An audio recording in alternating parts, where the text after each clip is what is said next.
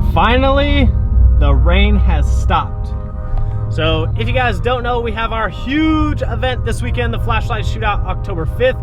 October 4th, on Friday, we have our test and tune.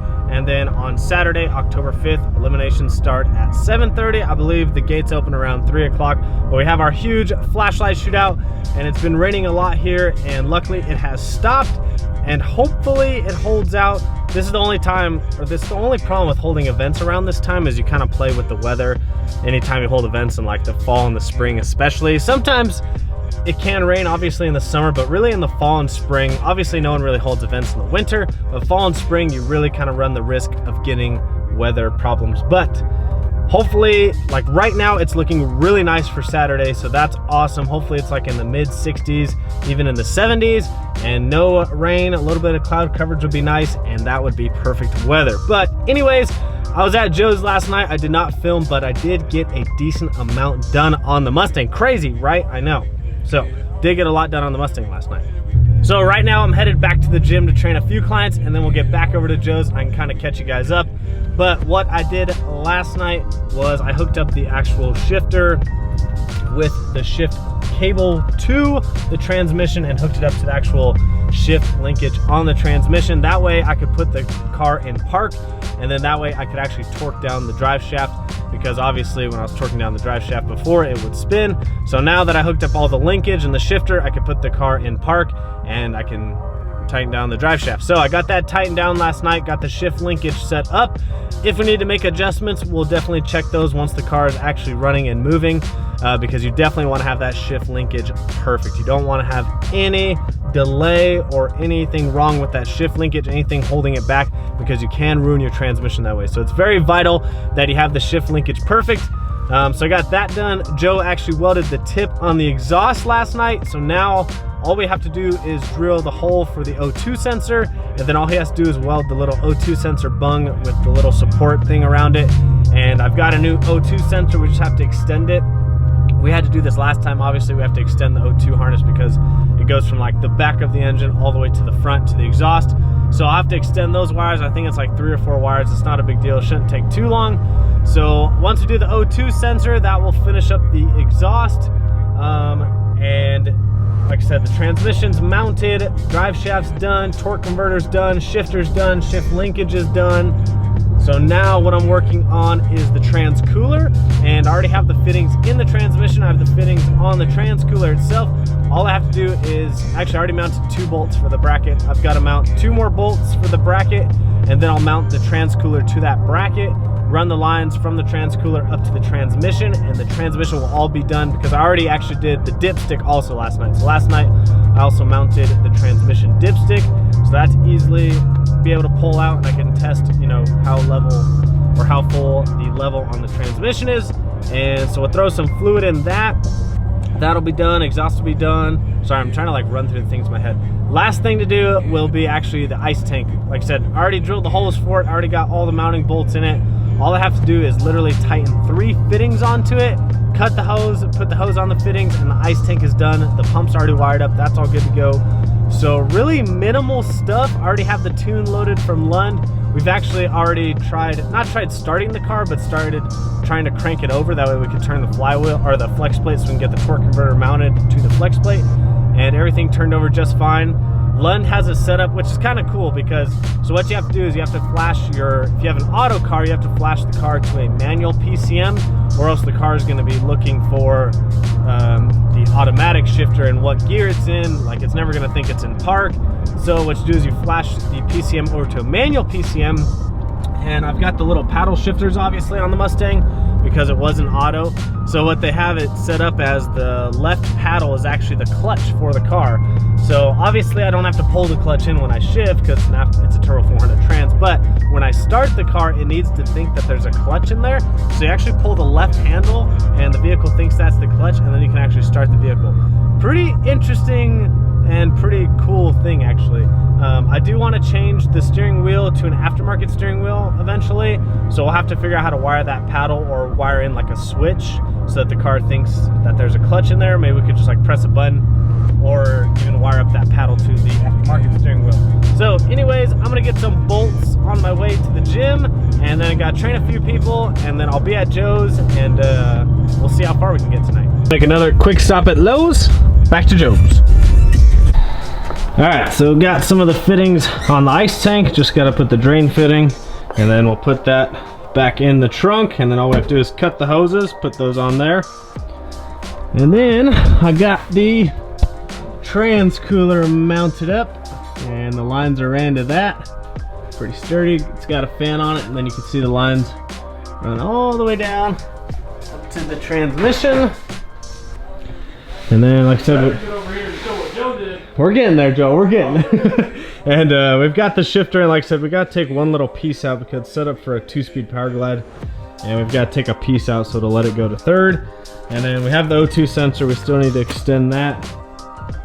And I don't know if I want to show that. Well, you can't open that door. Oh, so Joe got some cool carbon fiber panels, but we'll have to show you on the next one because we have locked ourselves out of the car. Joe got some new tires. These are the used ones. Did you already sell these? If someone needs some 275 60-15s. 50% left, I think, right? 45-50% tread, somewhere in there. Hit Joe up. And Joe, my man, finished the exhaust. Look at that. Woo! Wow. Doing pretty good. Dude, you killed that. So we think we're gonna put the Fab by Joe actually on the tip, because that'll be the best place to see it. Because we need the best part. That's what she said. But because this is just right in the middle, and we didn't want to put it up here because then you won't see it. Man, that O2 sensor. Was that hard to weld, the little support thing? Wasn't too bad. I think that looks cool, actually. Yeah, no, it does look cool. Like, that is purpose, but it looks cool. It was a pain to drill that hole. Really? Like, aluminum drill's easy. Steel is fine. Stainless steel's pretty hard. Titanium's even worse. Like, it took forever to drill that. Yeah. Kill a drill bit? Killed a bunch of drill bits. Add that to the invoice. Yeah. So man, that huge shout out to Joe. If you aren't following him, Streetcar Joe on Instagram. That's gonna be my Instagram photo tomorrow. Amazing. Really? Yeah, check it out. Wow, I'm gonna be featured on your page? Featured. Dude, I even got the little collage right there. He already has it ready. Look at that. So if you aren't following Streetcar Joe, that's getting posted tomorrow. That's awesome. So huge shout out to Tycon Industries sending us the product. Yeah. Super nice stuff. Man, we gotta do some more titanium stuff. I know. We gotta do one more. We need to call Tycon. We're gonna get Joe an exhaust. We're gonna get Joe an exhaust. So he's got the bead locks taken off. So he's got to mount some new tires up. They already came in, right? Just gotta mount them. Yeah, they're inside. Yeah. So he just gotta mount those up. And he made some suspension adjustments, but he's pretty much ready, right? Pretty much ready. I got a few things to tighten up on the inside. I'm changing the drive shaft sensor. Changing plugs. But yeah, just pretty much I'll be cleaning the car tomorrow night and getting it ready. I'm gonna go out there Friday so I can get my spot. I'm gonna leave the car over there Friday night. So I'm gonna go out there Friday for test and tune. I don't know if I'm actually gonna test, but I'll be out there. One pass. I'll probably make one though. Because then you're like, well, let me see what it could do if I do.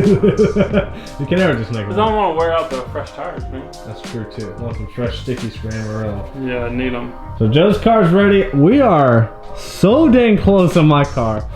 We may start it tomorrow. It may start tomorrow. So really all I gotta do is put the tank back in, cut those hoses, fill the transmission with trans fluid. I still gotta torque down the axle nuts. That'll take 2 seconds. That's some money, buddy. Oh, we gotta fill up. She's empty.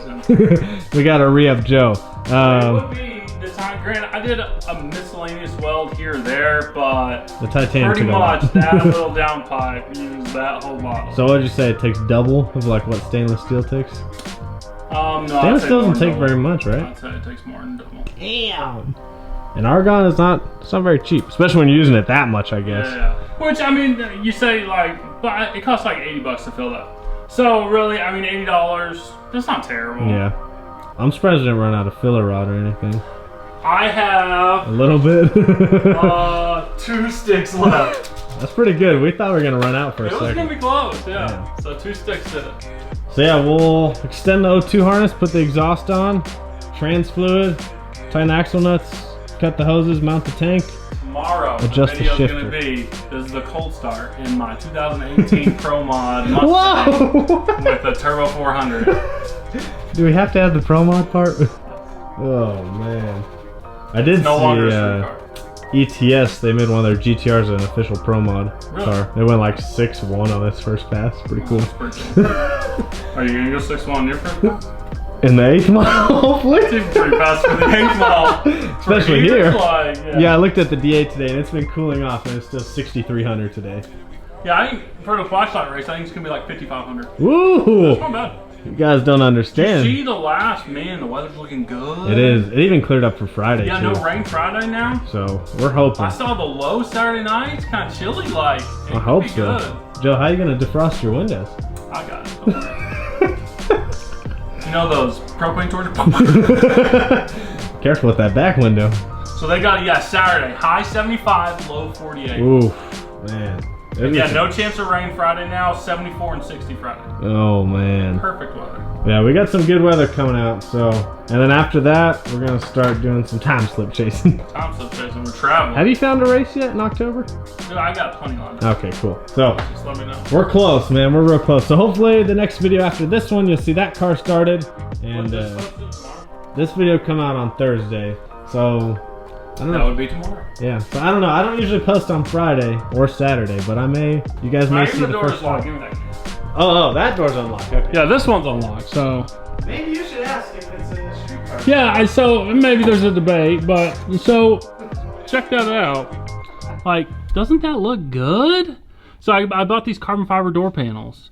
There's debate if they're streetcar worthy or not. Most streetcar classes just say door panels. They don't say factory door panels. Keep in mind, I'm not getting rid of my door panels. I still have them.